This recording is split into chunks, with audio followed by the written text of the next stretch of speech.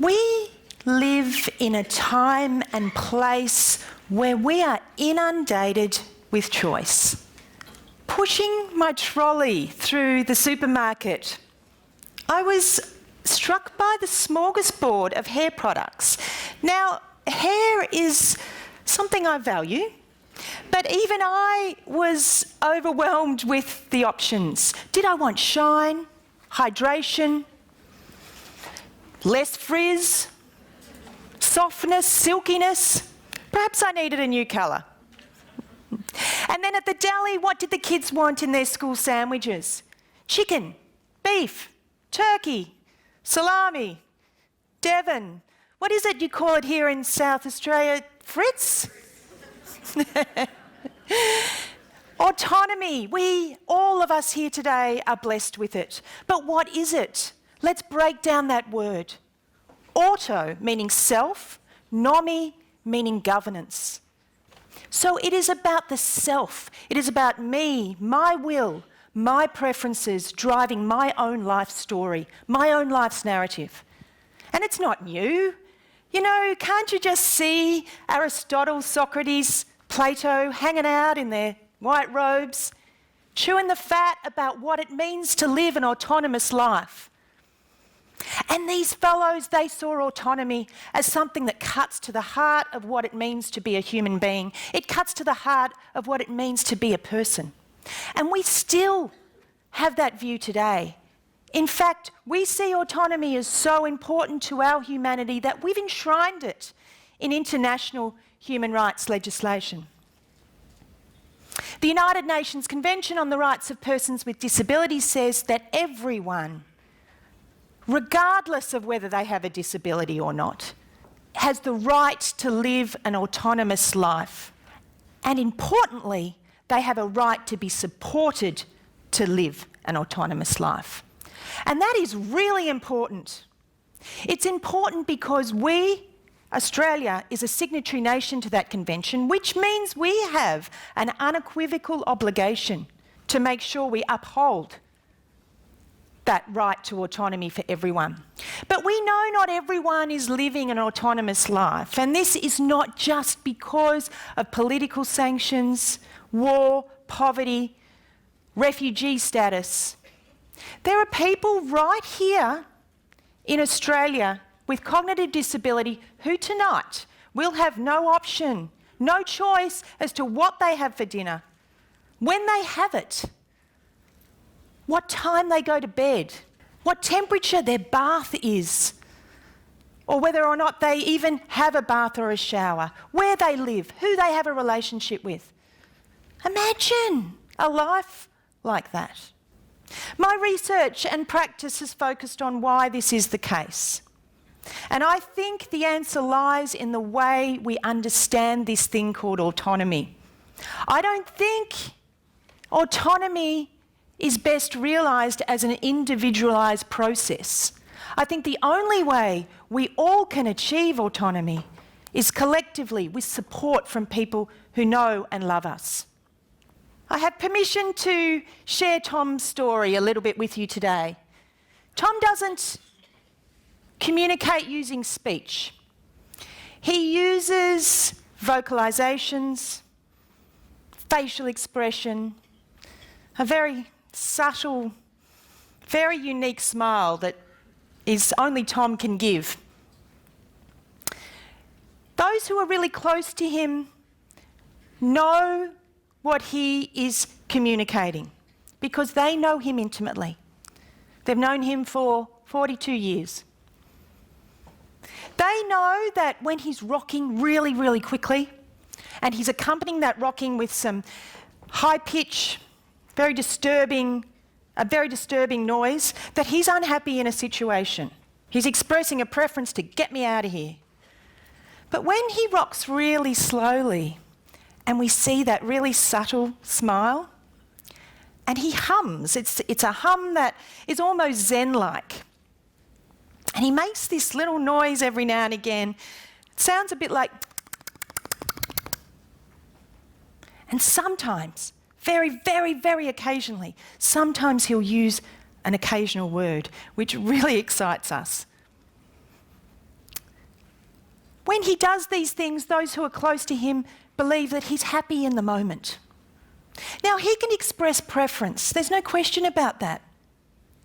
But these preferences will not be reflected in the decisions that are made about him without significant support from people who know and love him. People who are prepared to come together to recognise, to acknowledge and then interpret these expressions of preference and build them into decisions.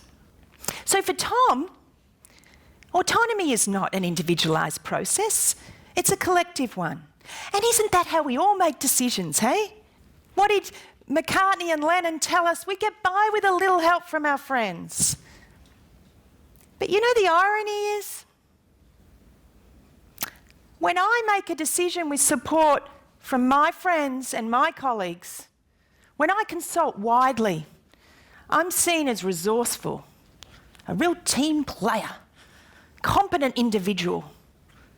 But when Tom needs support to make decisions, he's seen as an incompetent person, an incompetent decision maker.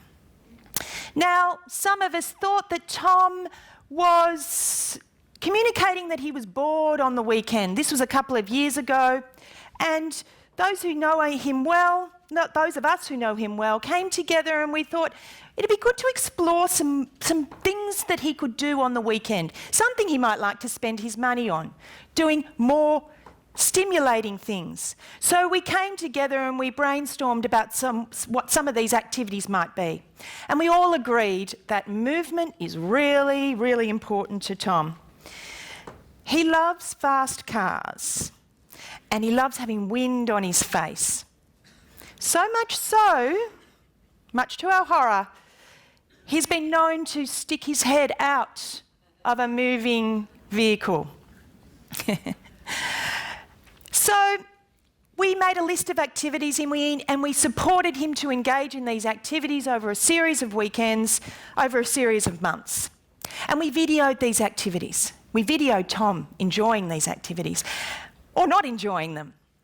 And we came back together and we dissected these videos. We watched them together. We zoomed in on his face. We listened to his sounds, his cries, his vocalisations, his laughter. And where we weren't sure, where we disagreed, and we did disagree, we rewound the video and we stopped it and we zoomed in on that frame until we came to a consensus of what he might have been telling us. So this is Tom on a ride in Luna Park in Melbourne.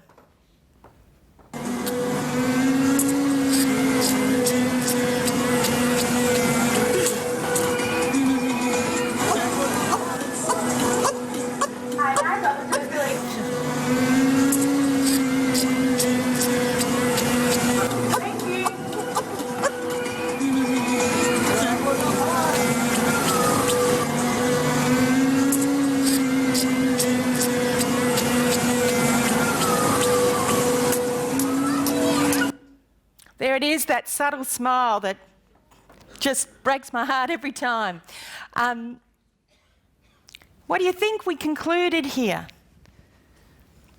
We know him really well. We know what that means. We know what that sweet, subtle smile means, and we know that zen-like hum, what it indicates. And we were pretty sure he was pretty bloody happy on that ride. There was no question. Now, so what we did is we supported Tom to buy a ticket for the next ride on that same one. He spent his money on another ride, and then another ride after that, and then another ride after that, till late into the evening when Luna Park closed. Many people would say that Tom can't make a decision, and he certainly can't decide how he spends his money. But I completely disagree. There is no question that that afternoon, the author of that decision, the author of the decision as to how he spends his money, was made by Tom. He was the author of that decision. No question. He needed our support to realise that decision, but he certainly was the driver of that decision. So how can we live up to our obligation as a signatory nation to make sure everyone can live an autonomous life? I think it boils down to a few key points, and that is that we all, everyone, can express preference. And these expressions of preference are the building blocks of our decisions. But there are some people whose preferences will go unacknowledged, they'll go ignored, unrecognised, without significant support from people in their lives who know and love them. People who are prepared to come together and build these preferences into choices. Take these building blocks and build them into choices and then into decisions. And you know what? It's not easy. My research has shown that this is complex, it's resource intensive, and it's time consuming. And we are not always going to get it right. You know what? This is rocket science. It's difficult. But you know what? We have to try. Because if we don't, people with severe cognitive disability will continue to live a life that is not autonomous. They will continue to be denied their right to autonomy, a right that Plato, Socrates, Aristotle told us cuts to the heart of what it means to be a human being. It defines our personhood. So the next time you are inundated with choices of salami, can you think about Tom? What salami might he choose? And how could we work together to engage with him to find out? Thank you.